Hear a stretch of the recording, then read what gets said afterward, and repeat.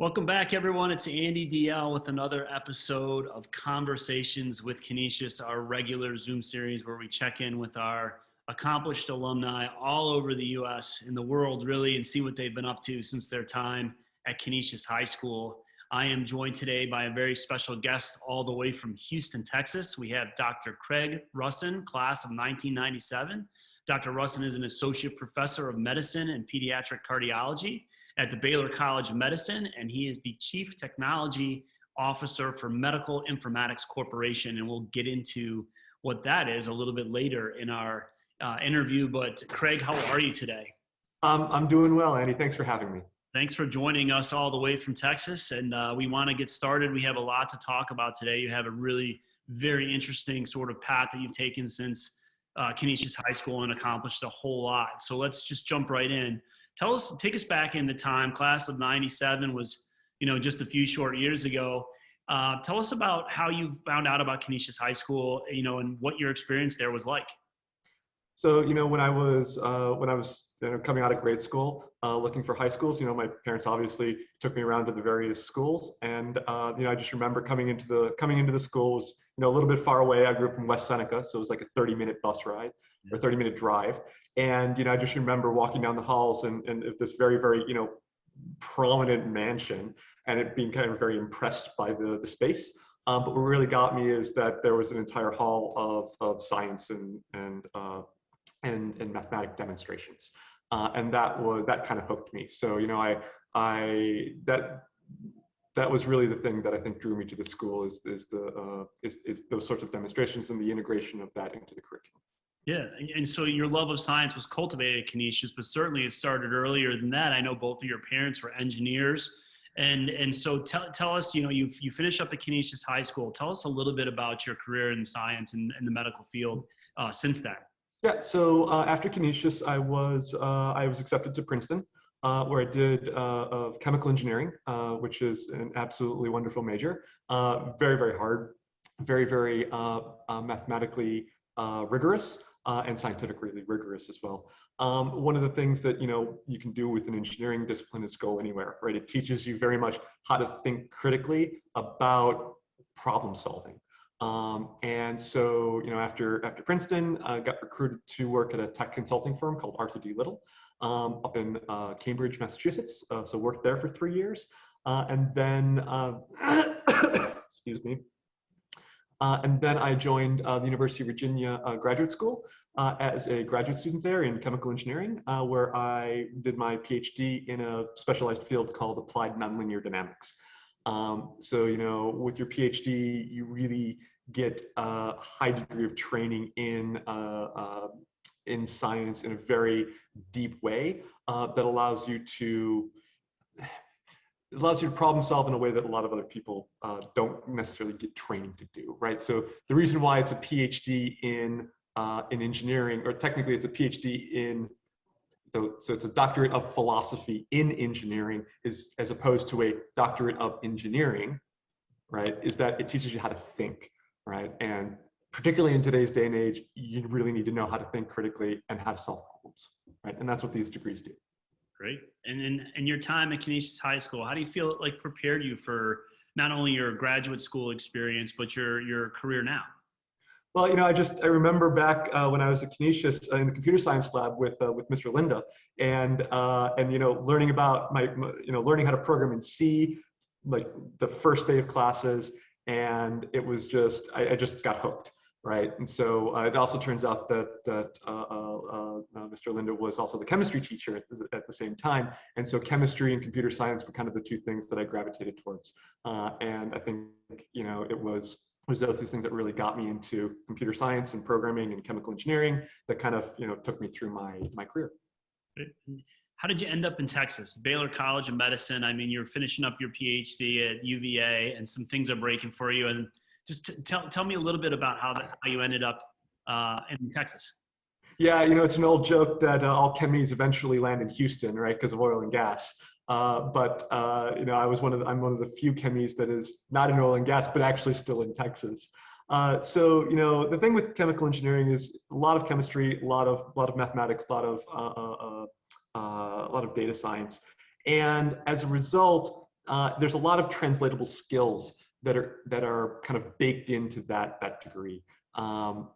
And so, one of the things that I had the opportunity to do after my graduate school, after my PhD, was I joined a lab to do predictive analytics in medicine. So it turns out that a lot of the stuff that I was doing in my PhD, in terms of signal processing and real-time control feedback loops, translated directly into medicine, because you have all these different signals that are being recorded by the body, and different signals, when they change, signal the onset of kind of clinical deterioration in critically ill patients.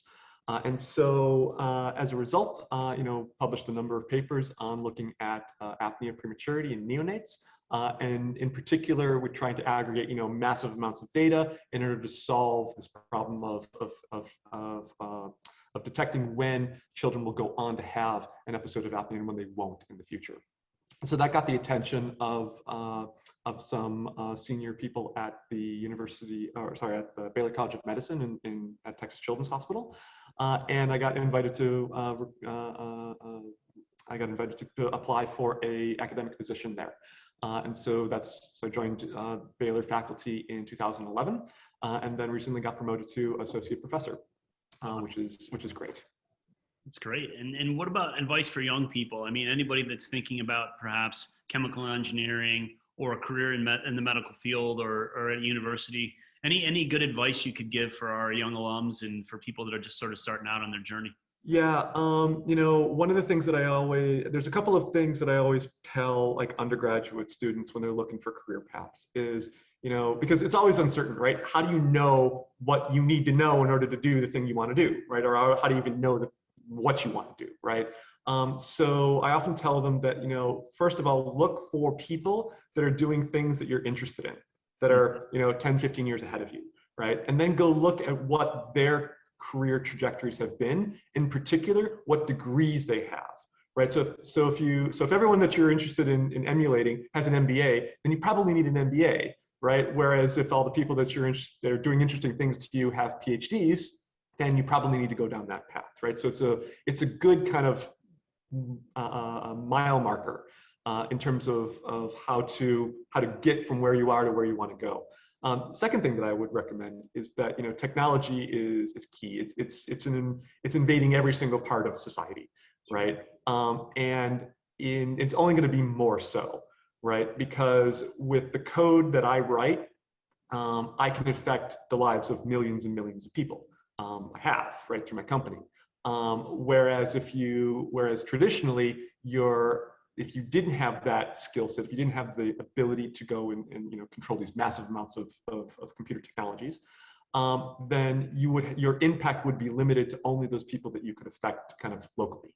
And so I think that's a really important thing to understand, is that you can bring the more you know about technology and how to leverage it to solve problems, the more value you can bring, the more valuable you are. And I think that a lot of people don't quite get that kind of early on. Yeah. Well, and this is a good, great segue to talk about, we usually wrap up the interview talking about your future goals, things that you see as, important personally and professionally. And this would be a great time to talk about Medical Informatics Corporation and sort of take us back a little bit in your time when you're studying your PhD, you built this cluster computing system that all of a sudden play it forward now, and now you're building this business, and I don't want to tell the story, I want you to tell it. So tell me a little bit about your future goals in relation to Medical Informatics Corporation. So, hopefully everyone that's listening to this probably hasn't spent a lot of time in an ICU or in a hospital, right? That's the goal. And that's probably the case for the vast majority of people. But if you ever visit these institutions, if you ever have to go into these institutions, it's a scary place, right? You think, oh, it's 2020, and we have all these different vaccines and lasers and MRIs and all this high tech, right, stuff. And yet, when it comes down to it, the things that make a real difference in terms of mortality and comorbidities in a critical care environment are often not that advanced, right? So the simple fact of having somebody sit by you and watch you and then when the alarms go off on the monitors, to go run out and get a nurse and pull them back in, that makes a tremendous difference in terms of the effect of the clinical outcome that patient's going to have. And so what we're trying to do is, or what I realized is that there was very much a gap in terms of surveillance within a hospital, right? Humans are very expensive, right? They're very good, but they're very expensive. And as a result, they can't scale. But a lot of the pattern recognition that the clinical staff does kind of on a day-to-day basis within an ICU environment is exactly what a lot of the new machine learning and data science technologies are meant to do, right? They're meant to recognize patterns in a very scalable way. And so what we realized was that if we had the right data and we combine it with the right technologies, then we can integrate the kind of next generation of data science within the clinical workflows in the hospital, making the hospitals better, safer, and less expensive to operate. And so we founded a company called Medical Informatics Corp that's seeking to do this. It's seeking to leverage the data that patients generate in new and novel ways in order to make hospitals safer and get better outcomes for patients. And it's been used, I know we've talked earlier, I mean, it's been used by literally millions of people so far. And so I find myself wondering, what is it like to create something that benefits millions of people or has millions of users? What is that, what is that like? So, it's fantastic and it's humbling. Right. As an engineer, I can't go to a patient's bedside and help care for them. Right. That's just, they don't allow me to do that because I don't have a license to practice medicine. Right. But what I can do is use my technical skill sets in order to make that environment better and safer. Right. I can make the technologies, I can put the technologies in place to allow the people that provide care for patients to make better decisions, right, in a very complex environment where decisions are life and death, right, and they have to be made relatively quickly. And I think that, it's very humbling to know that 2 million times last month, somebody used my code in order to care for a patient. Yeah. I mean, that's man for others, at work, that's the ethos of Canisius High School, writ large. Well, thanks for spending the time today and just giving us a small taste of what you've been up to.